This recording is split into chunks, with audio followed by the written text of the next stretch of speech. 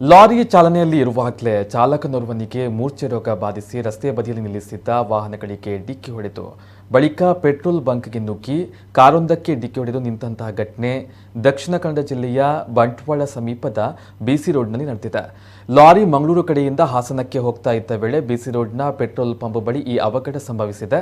ಚಾಲಕನಿಗೆ ಮೂರ್ಛೆ ರೋಗ ಬಾಧಿಸಿ ಈ ಘಟನೆ ನಡೆದಿದೆ ಎನ್ನಲಾಗಿದೆ. ಲಾರಿ ಚಾಲಕನನ್ನ ಲಕ್ಷ್ಮಣ್ ಎಂದು ಗುರುತಿಸಲಾಗಿದೆ. ಈತನನ್ನ ಸ್ಥಳೀಯ ಆಸ್ಪತ್ರೆಗೆ ದಾಖಲು ಮಾಡಿ ಚಿಕಿತ್ಸೆ ನೀಡಲಾಗಿದ್ದು ಚೇತರಿಸಿಕೊಂಡಿದ್ದಾರೆ ಎಂದು ತಿಳಿದು ಬಂದಿದೆ. ಪೆಟ್ರೋಲ್ ಪಂಪ್ನಲ್ಲಿ ಪೆಟ್ರೋಲ್ ಹಾಕ್ತಾ ಇದ್ದ ರಿಟ್ಸ್ ಕಾರಿಗೆ ಡಿಕ್ಕಿ ಹೊಡೆದ ಲಾರಿ ಬಳಿಕ ಬೈಕ್ ಸೇರಿದಂತೆ ರಸ್ತೆ ಬದಿಯಲ್ಲಿ ನಿಲ್ಲಿಸಲಾಗಿದ್ದಂತಹ ಹಲವು ವಾಹನಗಳಿಗೆ ಡಿಕ್ಕಿ ಹೊಡೆದಿದೆ. ಬಳಿಕ ಲಾರಿ ಪೆಟ್ರೋಲ್ ಪಂಪ್ನಲ್ಲಿ ನಿಲ್ಲಿಸಲಾಗಿದ್ದಂತಹ ನ್ಯಾನೋ ಕಾರಿಗೆ ಡಿಕ್ಕಿ ಹೊಡೆದು ನಿಂತಿದೆ ಎಂದು ಪ್ರತ್ಯಕ್ಷದರ್ಶಿಗಳು ಮಾಹಿತಿ ನೀಡಿದ್ದಾರೆ. ಘಟನೆಯಲ್ಲಿ ಯಾವುದೇ ಪ್ರಾಣಹಾನಿ ಸಂಭವಿಸಿಲ್ಲ. ಸ್ಥಳೀಯ ಪೊಲೀಸ್ ಠಾಣೆಯಲ್ಲಿ ಈ ಬಗ್ಗೆ ಪ್ರಕರಣ ದಾಖಲಾಗಿದೆ.